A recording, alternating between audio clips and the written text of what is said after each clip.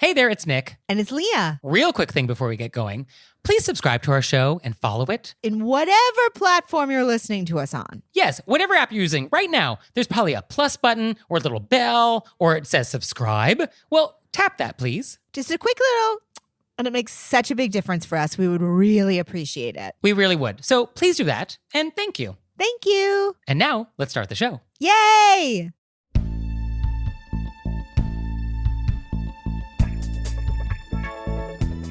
Do you use napkin rings at dinner parties? Do you harass celebrities at premieres? Do you forget to follow up? Were you raised by wolves? Let's find out. Here are things that can make it better when we have to live together. We can all use a little help. Some people don't ask themselves, were you raised by wolves? Hey everybody, it's Nick Layton. And I'm Leah Bonema. And let's just get right down to it with our AMUSE-BOUCHE. Let's get in it. So for today's AMUSE-BOUCHE, I want to talk about napkin rings. Yes. Yes, finally. So what do you think of when I say napkin ring? What's a napkin ring? A napkin ring is a ring. Uh-huh. They come in different designs. Sure. And they go around cloth napkins. Okay. And when do you use napkin rings? I use napkin rings when I go home to visit my family, and my mom has a napkin ring box. I actually think I did something on our Patreon for it. I did a little video of it. Oh, yeah. I remember that. I love it. My mom has like a box with really fun, they're all different artistic napkin rings. And when you go home, you get a napkin ring so you know which is your place at the table. Yeah. So napkin rings are for family meals only. They are actually not meant for formal dinner parties or fancy entertaining. And a little history. So these days, when families get together for meals, they're probably eating with paper napkins. Like a lot of families are not using like cloth napkins at just like a random Tuesday night dinner. But back in France in the 1800s, when supposedly all this started, people didn't have paper napkins and they only did the wash once or twice a week. So they would use the same cloth napkin over several meals. And for upper class families, the way everybody would keep track of whose napkin was whose was napkin rings. And this is why very often napkin rings are engraved with people's monogram. So it's like, oh, this is your napkin ring. And this is also why these are very common, like wedding gifts. And for nuns going off to the convent, like one of the things they would bring with them was like their own napkin ring. Oh. So there's actually a lot of interesting history of like keeping track of your napkin. And guests that were invited to a family meal, they would just be given a fresh napkin and they would not be given a napkin ring. But if a guest was going to be staying for a very long time, you would actually give them a napkin ring, which was sort of an honor because it was like, oh, you're part of the family now. I really love that. Now, of course, Emily Post, she is not a fan of the napkin ring. And she doesn't even like them for informal family dinners. She says, quote, napkin rings are unknown in fashionable houses outside of the nursery. Ouch. What? Ouch, Emily. Yeah, only for the nursery, yes. Can you imagine having dinner with her? Like, what's that like? Also, can you imagine what she thinks kids are like that they have napkin rings? Well, in Emily Post's day, yeah, they had napkin rings. But she adds, quote, in large families where it's impossible to manage such a wash as 3 clean napkins a day entail, napkin rings are probably necessary. In most moderately run houses, a napkin that is unrumpled and spotless after a meal is put aside and used again for breakfast. But to be given a napkin that is not perfectly clean is a horrid thought. So she basically says, like, it's a shame that you don't have people to do laundry for you all day long. That's what she's saying. What a wild woman. And Ms. Manners, not to be outdone, she says, quote, the highest level of thinking about napkin rings is that they are horrible because they presuppose that not everyone is issued a freshly laundered napkin at every meal. These people are not fun. Nobody puts them on the fun bus. They're not driving the fun buses. Also, sometimes people are changing out napkins. It's just your place at the table with that napkin ring. Well, I mean, originally the napkin ring was supposed to save a napkin through multiple meals. Like that is the idea. And Ms. Manners does allow, though, that she is okay with napkin rings because they, quote, promote social morality by forcing people to live with the consequences of their behavior. Meaning, if you're a slob and greasy, you get to use the same napkin again. And if you're very fastidious, then you get to use that napkin again, too. So she likes that you are suffering the napkin consequences of your previous meal behavior. I'm happy to suffer napkin consequences. But all of this is to say that napkin rings are not historically used for formal dinners because it's like, are you going to save these napkins for us? Are these napkins from someone else? Are we coming back tomorrow for another meal? Are we supposed to put the napkin back in the napkin ring so you can give it to someone else? So that is why it's not done historically. Now, I get that etiquette is like poetry. And so if you know the rules, you're welcome to break the rules. So if you want to have a super fancy dinner party and you like the look of napkin rings on your table and you think they look nice, then have at it. Who am I to say no?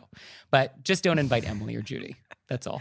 I was going to say, I think some people like the design. They pull at the top, then they kind of make the bottom float out. They put it on top of the plate for like a fancy dinner party. I've seen it. Yeah, I mean, it's a nice decor item. Just know that historically, the reasons why we had napkin rings is because we're reusing napkins. So just know that, and knowing that is half the battle. Well, I love what you said about breaking the rules. I know the rules, I'm going to break them. So it's like you're the E.E. Cummings of napkins, which I think is the example I lose last time, but it still works. As relevant today as ever. And if you are at a dinner party and you are given a napkin ring, what you do is you take the napkin out of the napkin ring, you put the napkin ring on the left, far left, top left, and at the end of the meal, don't put the napkin back in the napkin ring. I think you just sort of leave it off to the side like you would a normal napkin. So that would be napkin etiquette with rings. And then I think that napkin ring is yours to put on a necklace, like a class ring, or... No, we No? do not Okay. steal other people's napkin rings if we need to clarify this. No. But thank you for your question. Just want to put that out there in case anybody was thinking that.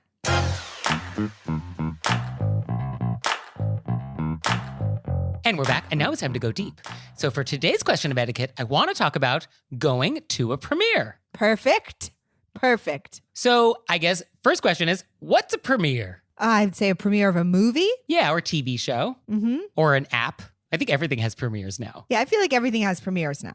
Right. It's the opening of. Right. The celebration of the opening of blank. And have you ever been to a premiere? Yes. Okay. And I actually learned a lot from a premiere that I was more involved in by making multiple mistakes. So I feel like this is a very good deep dive for me because I've done almost everything wrong. Oh, can't wait to hear about it. I had a person who was like running the premiere pull me aside and be like, this is how we do this, which how would I know? Oh, okay. Not in a rude way at all, but it was just like, Like, Leah, we have to discuss what is happening. well, it was the step and repeat. They're like, you have to do that again. Okay. All right. Well, let's get into it. So I've been to a lot of premieres, both as a journalist, like on one side of the red carpet, and then I've just sort of like been a civilian, and both are fun. And so let's talk about the step and repeat. So the step and repeat is the part of the premiere that has like the red carpet and the background with all the logos. We call that a step and repeat because the idea is that like a celebrity steps out on the carpet, gets a picture taken, and then we repeat with the next celebrity. So the idea is that you go out and you get your photo taken and you keep moving. What did you do wrong? Well, I'd been to premieres where they just had one stop. You went on, it was one stop, and then you walked off. Right. But this was a long one, and you had to go and stop and go and stop. And the places where you stopped were marked. Uh-huh. And I sort of missed. And then so they pulled me back to the beginning and they were like, walk and stop and walk and stop and walk and stop. Because I'd only been to the ones where there was one stop. Okay. So you just got your picture taken once and that was it. And then I just sort of did like a slow walk down, like trying to be like, what am I doing? Just making a fool of myself. That's what's great about being a comic. People are like, There's Leah Bonema. look at them, they're funny. Yeah. If it's a long one, it's walk and stop and walk and stop and walk and stop. Now, for most people invited to a premiere, you're actually not going to be walking the red carpet. You're going to be just like moved around it into the theater. Like you're not going to get your picture taken. And that's fine. You're not a celebrity. So you just know that you're not. Or just get on that carpet. Yeah, there's security usually. So let's not get arrested at the premiere. But just know that you're probably not going to walk the red carpet and you're just going to go through the side and that's fine. But a lot of times people take pictures in front of, there'll be like a backdrop in one place where you can get your own selfies and stuff with all the logos. Yeah. No, smarter event planners know that people want to get photos. And so they do set up an area where you can still do that. Yeah, totally. So what to wear? You brought up in the episode about polo, Google an event from the previous years and see what people are wearing and know. Yeah. I think the difference with a movie premiere is I think you really want to bring out yourself. You know, it's your celebration. You're going to, so it's like, but it should be like clean and you're not like coming out in your jammy bottoms, which is how I like to usually go to the movies. Right. The issue with the premiere is, though, hypothetically, this is the first time this has happened. So you don't necessarily have a reference point for what to wear. Right. That's what I was saying. I also think that even with these, it's a lot about your personality. Like you're going to the premiere, you're celebrating. So you can kind of, I think, wear whatever you want. Just make sure it's, a lot of times what I want to wear is my pajamas. That's not what this is. I guess it depends on what it's premiere for. If it's a premiere for a new sleep app, then that's great. that it's in brand. Or a sleepover movie even, but I think it should be on purpose. Yes, very often people do like to dress in the theme of whatever it is. Yes. So yes, if it's a reboot of the Babysitters Club and you wanted to dress in your jams, then that's wonderful. That's very in theme. But if you're going to like the opening of an action film and you're showing up in your pajamas, it's a choice. Also, remember it's going to be, if it's a movie premiere, there will be people behind you. So don't wear a big bonnet. Yeah, don't wear like a peacock, cape that comes out. No fascinators. Yeah. Or like a huge helmet because you're the Mandalorian, or if you do, take it off, put it in your lap. So speaking of people around you, I think it's very important when you go to one of these things that people worked on this thing and they're all around you. And so you got to keep your mouth shut if you have anything negative to say. I wrote that exactly. Keep your mouth shut. Yeah. Leah's showing me her paper and she did indeed say, quote, keep your mouth shut. Yes. And that includes in the parking lot. That includes in the bathroom. Oh, within 5-mile radius. It also includes at the In-N-Out that is within 10-mile radius of the event afterwards because people are going to be there too. Yeah. You just keep your mouth shut. And it's not helpful. It's not helpful and it hurts people's feelings. And also, if it's bad, they know it's bad. They just don't need to hear it. It's really, you know how I feel about this when people think that it's okay to just trash something while they're still at the event. Yeah. So as a reminder, don't do that. And it is a good reminder because I hear it all the time. So I feel like people don't know this yet. And I think we need to help get the word out that, you really just can't say anything negative while you're at an event. And that includes, I liked their last movie better. I wonder why they decided not to do that. That would have been a good idea. Any sort of variation on anything but a nice compliment is inappropriate. Yeah, 100%. Yeah. And even if you didn't like it, just lie. Oh, it was so great. So entertaining. I had a great time. So happy to be here. Like all of these things are fine. Happy to be here. Had a great time. If you're a person who can't say a dishonest sentence, happy to be here. Had a great time. I'm assuming you have a great time. It's a premiere. And then you can pick something out that you particularly loved. I really liked the font that was used for the end credits. Whatever. Don't say that. But you are a fan of font. Oh, I love good typography. Absolutely. Yeah. So I would actually call out any interesting font choices. Sure. Wes Anderson, Futura, love it. Very classic. I would like to say that I was recently at a premiere and I was talking to the director without knowing it. Oh. Because it was the way the premiere was set up. Unless you personally knew what people looked like, you wouldn't know who was who. Right. And how would you know like who the director looks like? Yeah. And I was just, I loved it. But even if I didn't loved it, I would have picked out things that I loved about it. But I particularly loved a lot of the director choices. And so I was just talking to this person and I was saying all the things I loved. And then she was like, oh, I was the director. I really appreciate that you liked that part. And you just never know who you're talking to. Yeah, because this story could have had a definitely horrible turn if you were talking to the director and criticizing all of their choices to them, to their face. And right. I would never do that just because I don't do that. But also you can make people feel really nice. It's just to enjoy an event that people worked hard on. Right. And speaking of running into people, so very often the celebrities will be there. And very often these are sort of industry events that are not open to the public, per se. And so celebrities are not necessarily in I'm in public mode. And they're not necessarily in the headspace to like be approached by people asking for photos. So just kind of know that like it may not be appropriate to like ask them for photos or take their picture without permission or like stalk them around the party. So just sort of read the room on that. Yeah. Like if you want a photo with them, maybe it's okay, but like ask for permission and see if other people are doing it first. I'm going to admit to something that I know you're going to be mortified by. Oh, Leah. But I think it might be helpful to our listeners. Okay. I was running to this event. And they knew, obviously, I'm very a person aware of time. They knew I was coming from another thing. It had been discussed. I was running. So I needed a mint. I felt it was rain. It was a whole thing. It was rainy, so you needed a mint? No, you were like, I feel gross, but I didn't have time in between. So I was like, I need a mint, something refreshed. You just needed to be refreshed. I need to be refreshed as anything that I could. I did a little spritz, whatever, washed my hands. Mm-hmm. I didn't have a mint. I popped in a gum. Okay. And then there was nowhere to put it. Uh-huh. And then there were all these pictures being taken. Mm-hmm. And it was like a bright yellow gum. Okay. And then I could see my gum in my friends' pictures of this premiere. And I was like, man, I should have just brought a little mint. Yeah, you're right. I am disappointed. I was under, at least I got there on time. So things that we could have done differently include Brought mints. put it in a dollar bill. Wow. It's worth spending $1 to not have gum in your face in photos. I would like to know when is the last time anybody carried cash? This was in the last century. That's fair. I can't roll it up in a credit card. But like, put it in your hand, take it out of your mouth, hold it in your hand. I was shaking a lot of hands and holding a lot of Diet Cokes. Left hand. I did the best I could at the time, and I'm sharing it with you so people think ahead. Okay. I couldn't. I'm acting it out, people at home. I have something in this hand, and I'm shaking hands. So there's no extra hands. Okay. I guess I could have wrapped it in my hair. Behind your ear. That's a classic.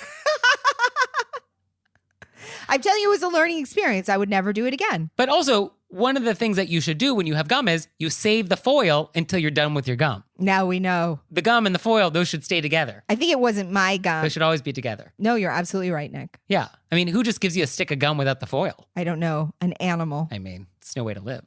So, yeah, don't have gum in your photos. Okay, thank you for bringing this to our attention. Have a little mint if you feel like you're going to need a refresher. And speaking of mints, they're often found in gift bags, which is something that often happens, like that segue, often happens at a premiere. So, gift bags. 1 per person, please. Don't get 1 for your friend. And remember, 99% of the time, there's nothing in the gift bag that you actually want. Don't be feral about it. I have seen people fight over gift bags. Feral. It's so true. Well, no, there was a time when if you Googled gift bag expert, my name would come first. I think I still own giftbagexpert.com. I am very familiar with gift bags. I've spent a lot of time thinking about gift bags. I've evaluated gift bags. I did a segment on like the local NPR station in New York about like the gift bag index and how it was like a lagging economic indicator about the health of our economy based on how good gift bags were. No, I have a lot to say about gift bags. So just remember, there's probably a gift bag and you probably don't want it. So there might be mints in it though. I actually get really excited about gift bags, even if there's like nothing in it of note, because it's just it feels like a grab bag when you were a little kid and you were like spend 5 cents and it's like 2 Swedish fish and a Tootsie Roll. And you're like, I didn't know it's the not knowing what's in it that's so fun. I see. It's the mystery and the surprise. Yes. Yeah.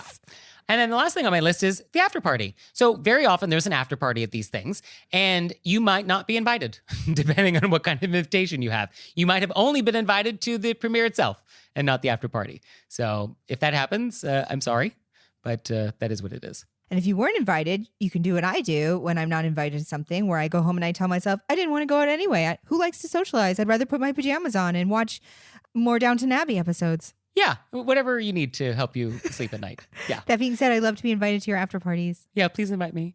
And it is rude to crash. It does happen, but it is technically impolite to go somewhere you are not invited. So, But I do think a lot of people do it. it is done. Yeah, it is definitely done. And I have been heard of stories of people being removed who are not invited. Oh, yeah, that feels embarrassing. That to does be feel embarrassing. forcibly ejected from a party.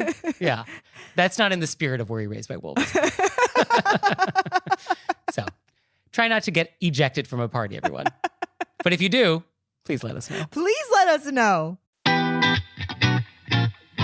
now it's time for Intermezzo. Intermezzo. So this episode is brought to you by HelloFresh. And with HelloFresh, you get farm fresh, pre-proportioned ingredients and seasonal recipes delivered right to your doorstep. And by the way, HelloFresh now owns Every Plate. So we love both. So you can skip the trips to the grocery store and count on HelloFresh to make home cooking easy, fun, and affordable. That's why HelloFresh is America's #1 meal kit. What I love about HelloFresh is that they have multiple meal plan choices. I love meal plan choices. I went with Fit and Wholesome because I'm wholesome. So our boxes are arriving soon, and we're going to report back. We're going to let you know how it went. We're very excited. And for you out there, go to HelloFresh.com/RBWFree and use code RBWFree for free breakfast for life. 1 breakfast item per box while subscription is active. That's free breakfast for life at HelloFresh.com/RBWFree with code RBWFree. And now it's time for Intermezzo. Intermezzo. Did you know we have merchandise? No. Leah, you didn't? Well, it's true. There's mugs, there's tote bags, there's t-shirts, there's pillows, there's stationery, custom stationery, boxes of stationery, all sorts of great stuff. So go to our website and check it out. And we're always adding to the pillow collection. Yes, anytime something comes up on our show, which is like, put that on a pillow, we do. So check it out. we're back, and now it's time to take some questions from you all in the wilderness. Ow! So our first question is, quote, I just visited my boyfriend's parents, and we had a somewhat awkward game of rummy. My family loves to play rummy, and it was somewhat new for my boyfriend's family, but my boyfriend and I thought it would be fun to try with them. I'm pretty average at the game, but after we played several rounds, I was winning by a substantial margin, and the family members seemed a bit down and frustrated. Then my boyfriend's dad suggested we call it quits. Should I have let his family win? Or should I have suggested ending the game early when it was clear no one was going to catch up with me? I don't think any feelings were hurt, but I want to know what to do in the future to avoid an uncomfortable situation like this. We don't let people win just to let people win. No, you can't throw the game because you'll be caught, and that actually creates a worse etiquette situation. It sort of makes people feel bad. Also, I think you should feel free to introduce new games to people, try new things. People cannot like it. Yeah. Then you can move on to another game. I found that people have different game personalities. Like some people aren't into games at all. No, thank you. Just pass. Some people are more into like Catan, and some people are more like into cards. Me personally, I'm into Mahjong. That's my game. So people just have different flavors of games that they like. And sometimes there's not a lot of crossover, but that's okay. You know, you just gotta feel it out. And it's okay to invite people to play a game. Yeah. And then it's okay to move on to the next game, and it was no big deal. But I think it's also hard to have different skill levels. So like, even though you're not great at rummy, apparently, you still know how the game is played. And you still do have an advantage over all the other players. So like when I teach people Mahjong, which I'm desperate for more people to play Mahjong. So if you want to learn how, let me know. I'll tell you all about it. But when I teach people Mahjong, I actually don't play the first few rounds. I'll float. So I'll help all the other players like with the game, and I'll like be behind them and I'll be on their team for a round. And that way I'm not playing. Everyone can have sort of an equal playing field. Everybody gets my help learning the game. And then once everybody sort of feels comfortable and is into it, then like I'll join and I'll play myself. And that's how I would handle that. So with rummy, I think, yeah, you could have maybe been on a team with someone else, like the boyfriend's father, and be like, oh, let's team up. And that would be a way to handle it. And I think also, even if you're all playing the first rounds, as long as you're not being super competitive. Well, right, yeah. And being like, gotcha. You know what I mean? In your face, Dad. Yeah. I think it's fine. We're all adults. We know. I don't even let my friends' kids win straight up. I think that's a bad teaching lesson. Yeah. No. You should just play to win. You should always play to win. But also, after each round, I think you could always check in with everybody. Be like, oh, do we want to do another round? Before you start another round. Because it sounds like these people were frustrated and down much earlier than when we actually called the game. So we were probably a little frustrated for several rounds, and it didn't need to be that way. Like, we could have called it earlier and be like, oh, let's save everybody the aggravation. But I don't think that you should have let them win. And I think it's fine that you suggested playing rummy, and then now you can just see what they want to play. What's your go-to game? I really like games. Mind games? No, Psychological actually, thrillers? I absolutely hate mind games. I just don't even. I really love this game called Dutch Blitz. Ooh. 4 people play it. You each have cards with a different picture on the back, and you're trying to get all your cards. It's very, it's very fast moving. Everybody's grabbing their cards at the same time. Very exciting. Dutch Blitz. Okay, I like a good fast-paced game. So our next question is, quote, I am a makeup artist, and I agreed to do a friend's wedding as a gift to her and her husband. However, I've just been hired on a 6-week job, one which I cannot turn down. It's an incredible opportunity. I have found a replacement makeup artist that I trust implicitly to properly serve the couple in their needs for the wedding. However, my question is, how would I phrase it that I can no longer do the wedding because of this new job opportunity that's going to take me out of state for several weeks? I don't want to diminish the importance of their event. I just want to be able to say, hey, listen, I can't do the job. Thank you very much for the opportunity. I found somebody. I trust her. She's very talented. I don't want to say, hey, listen, I found something better, so I'm out of here. I've got to find a nice way of saying it. Thoughts? I just wrote out something. Okay, let's role play. So I would say something like this. Okay. I got offered a 6-week job that I can't turn down. Your wedding is in the middle of the job. I'm so very sorry for the timing on this. I have found, and then I would explain who this person is. I would say that they're the best. I assume that you're gifting their makeup services to them since you were going to be. So I'd say, obviously, I will cover however you want to say that. Please let me know what you want to do, and I'll make that happen. Okay, yeah, that's nice. I mean, I think the key is you got to do this quick. Right away. Because this is not going to get better the longer you wait, so you must tell them immediately, like yesterday. Like, you got to tell them no. And I think the trick is you just have to be devastated. You have to be devastated that this has happened. And it also, you're going to miss the wedding too. Like, you're a friend and you're not even going to be at their wedding as a guest even. So I think you just want to be devastated that this has happened, but that it's sort of, you have no choice, unfortunately. With the makeup artist, I think you want to definitely make sure that they know that they're not being left high and dry, but I don't think you want to impose this person on them. Because like makeup, that's very intimate. You may not want this other person, or you may just like not want to be told that this other person is coming. So I think you might want to have it presented as an option. Like, oh, here's this person. I trust this person implicitly. Here's his portfolio. Here's her portfolio. Let me know if you think this would be a good fit for you. If not, I'll continue looking for somebody for you.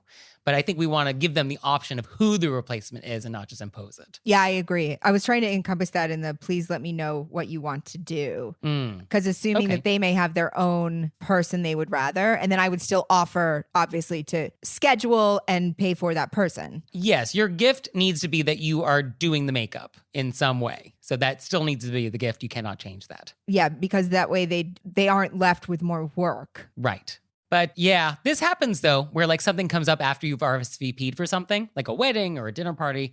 And yeah, the trick is like, you just have to declare it very early so that your host can make other plans. And you express extreme regret.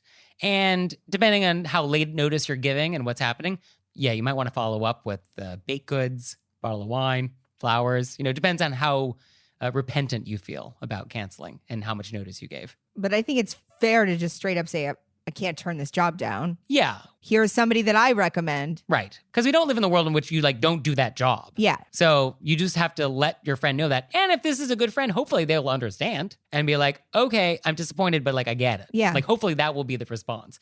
If that is not the response, then might want to rethink this friendship a little bit. Yeah, it's a 6-week job. Yeah. You're finding the makeup person. Yeah. I mean, this is probably a lot of cash. Yeah. So, you know, I get it. I totally get it. So sorry. Hope it's a beautiful day. Our next question is, quote, recently, I've been noticing people hanging up the phone after I say bye without responding with a goodbye of their own. It always feels a little jarring, almost like I'm being hung up on, but not quite, because it is the end of the conversation. I was raised to always say goodbye, but it seems a lot of people weren't. Of course, there's nothing for me to do about it once they've hung up, but am I wrong for feeling this to be a little rude? What are your thoughts on this? I actually don't have anybody in my life who doesn't say goodbye. Okay, interesting. And I honestly think if I hung up, if I said bye and then I didn't hear anything again, I would text that person and be like, are you okay? I think the phone just went dead. I have the opposite problem where people take forever to say goodbye. Or I'm like, okay, goodbye. Pause, pause, pause. Okay, bye-bye. And it's sort of like, that was 10 hours of my life. Maybe you guys should switch friends. Right, yeah, I'll trade you. Yeah, I see why this feels rude because it feels incomplete. Yeah. Right? Feels like you're being hung up on. Yeah, it has a little of that flavor. Yeah. I mean, the end of a phone call is sort of like the end of an in-person visit where you want to walk the person to the door, you want to say goodbye, and then you want to shut the door gently behind them.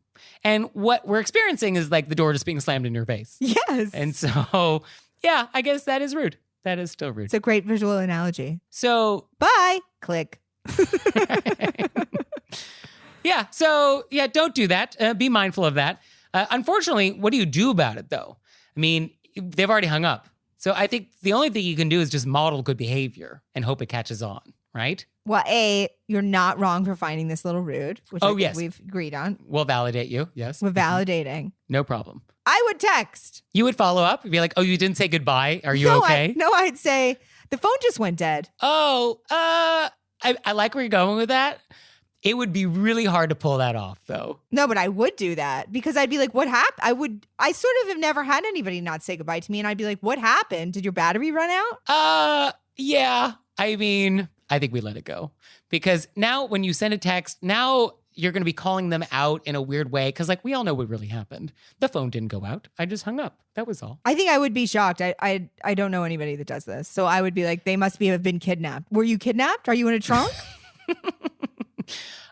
My approach, just let it go. Model good behavior. I think that's enough. If you would like to follow up with an interrogation, okay. It's not an interrogation. It's a check-in. Are they okay? They're fine. Do they need a charger?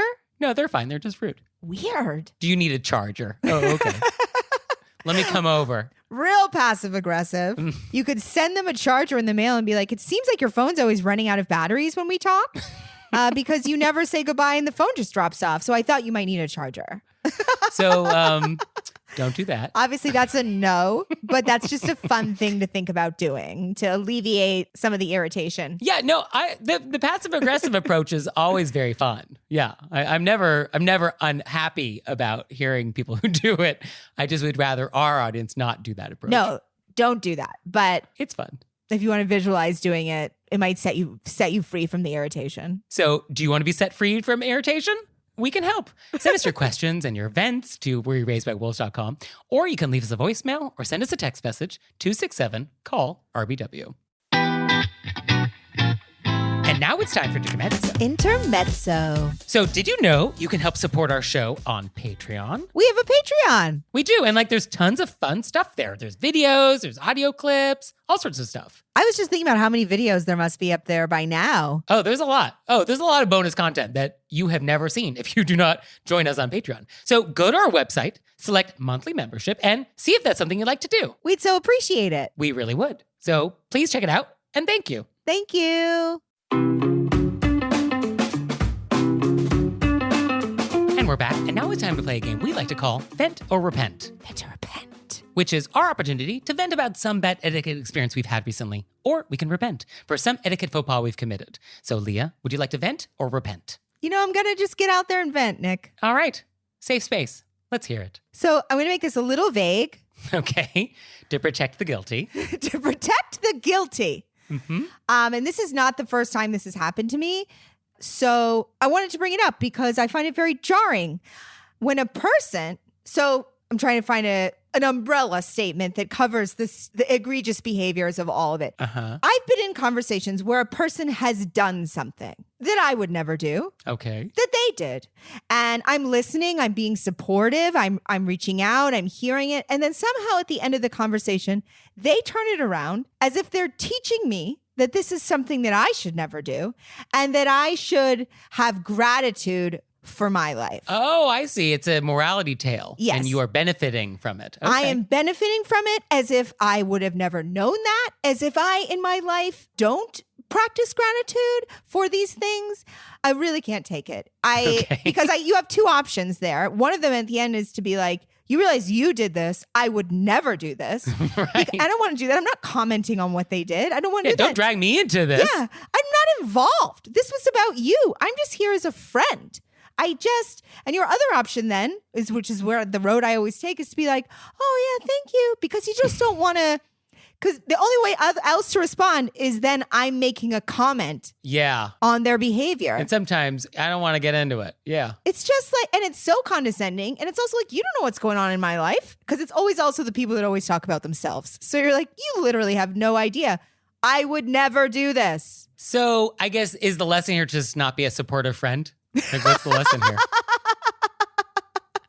No, I think the lesson here is for the other person, which is maybe if you want to share something with your friends or people that are somewhere between acquaintance and friends, you don't need to turn it around on them as if you're giving them a great lesson for the future. Yeah, that's the thing that's probably the most maddening. It's so condescending. Yeah, it's that condescending thing. Yeah. The condescending thing really just grinds my gears. Well, what grinds my gears? So I already love the breath. So there's probably a lot of recordings of me with customer service people at various corporations. I try and be polite, but it doesn't always happen. I'll admit it right here. So long story short, I bank with a certain bank you've probably heard of. And I have a checking account, I have a savings account, and I get two statements. And I would just like these statements to be on one piece of paper because I save them every month. And it would just be easier to download one thing, not two. And it's called a consolidated statement. And it's a thing that this bank and every bank does. And it's just something I wanted. And I called customer service and I asked for it. And they said, oh yeah, we'll take care of it. And it never happened. And every month I call again and be like, oh, can we make this happen? And it just wasn't happening. And I just found that annoying because every customer service person promised like, oh yeah, no, I see it in the system. Like it should be happening. And it's like, but it's not. So can we fix this? So one day I'm walking down the street and I pass a branch of my bank. And I thought, oh, you know what? I'm just going to go in and maybe I'll just have a real person. I'll be like, I'll just explain it. So I go in and I meet Lisa. not her real name. And I go into her office and I explain how frustrating it's been that I've like had conversations for like the last 9 months with all these people at like the main 800 number and like no one seems to do it. And she apologizes. She's like, oh, don't you hate it when people say they're going to do something and not? Do you see where this is going? And so she promises that she's going to do it. She promises that she's going to follow up with me in 2 weeks after she's put through the change. And she gives me her business card and it's like, oh, how nice. Lisa, so great to meet you. So nice to have a personal contact who has solved all my problems. So needless to say, Lisa did not follow up 2 weeks later. And then 2 weeks after that, I sent her an email because I had her business card being like, hey, just want to check in on this. No response. 2 weeks after that, I also followed up. And then a month after that, so I think now we're like 2.5 months post me sitting down in Lisa's office, I just sent one last email like, hey, just want to check in. Like, were you able to fix this thing by any chance? No response. So now, cut to last week, 6 months after I first met Lisa, she calls me and pretends like nothing has ever happened. She's like, hey, just checking in, want to give you an update, still working on it, but I'll be in touch. And I was like, oh, I'm so sorry. Let me stop you right there, Lisa. I met with you 6 months ago and you told me this point blank that you were going to follow up with me like 6 months ago and you didn't. And then I send you all these emails that you ignored. And she's like, well, I wouldn't say I ignored them. What? And I was like, Lisa, what word would you like to use to describe the situation in which I sent you multiple emails and I never got a response? She's like, well, I wouldn't use the word ignored. I mean, like, you pick the word then. So long story short, I was like, Lisa, I just don't think that you're going to be able to solve my problem. So I'll figure out another way to solve this. But thank you so much for your time. But I think my frustration is the people who go through this world making promises to people, big promises, or this is a little promise, but promises nevertheless, and they just feel totally comfortable breaking their promise. Like Lisa knew what she said. She saw my multiple follow-up emails, and in her head, she was like, yeah, I promised this guy I would do this thing, but like, I'm just not. And I'm perfectly comfortable with that. Like for me, I physiologically could not do that. My body would react in such a way that would prevent me from not actually following through on a promise. And I just don't understand people whose brains are broken, who can go through life this way. I just don't understand it. And that is what I'm working on. That's my journey. I'm trying to understand how people can live their lives this way so that I can have more compassion and empathy for them and why they do this. So that is my vent. I'm like squeezing my face off for the people at home because that's so annoying. It's the gaslighting I think bothered me. She was just like, oh yeah, it's like no time has passed. It's like, it's been 6 months. I've rotated my entire wardrobe. You're like, it's actually dated. Like we can see it on the emails. I have physical proof. I have the receipts. Yeah, you know. So, Lisa. It is weird that people just say they'll do things. It's like, what happened to like when you say something, like that's how you represent yourself in society. You know I'll do it because I said I would do it. Yeah, I mean, how you do one thing is how you do everything. So would hate to be invited to a dinner party at her house. Put it that way. I also know how you feel about time being robbed. Well, there's also that. Yeah. No, there's a lot of crimes that have been committed by Lisa. So that's my vent. Ugh.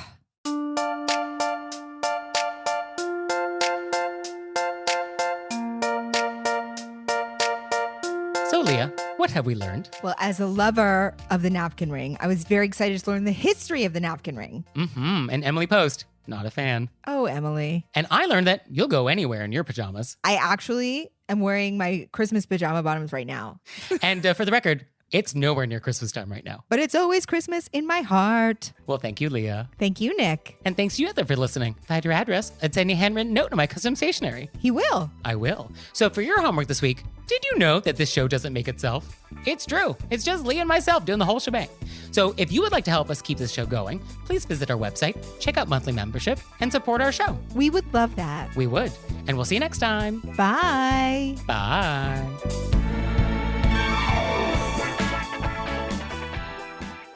All right, Leah, it's time for Cordials of Kindness, the part of the show that you make us do, but I only give you 30 seconds to do it.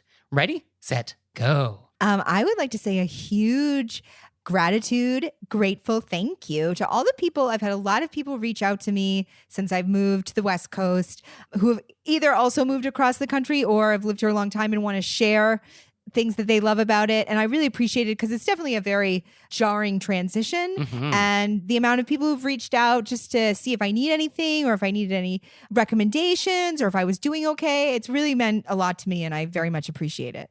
Oh, that's very nice. And for me, I want to give a shout out to some of my friends.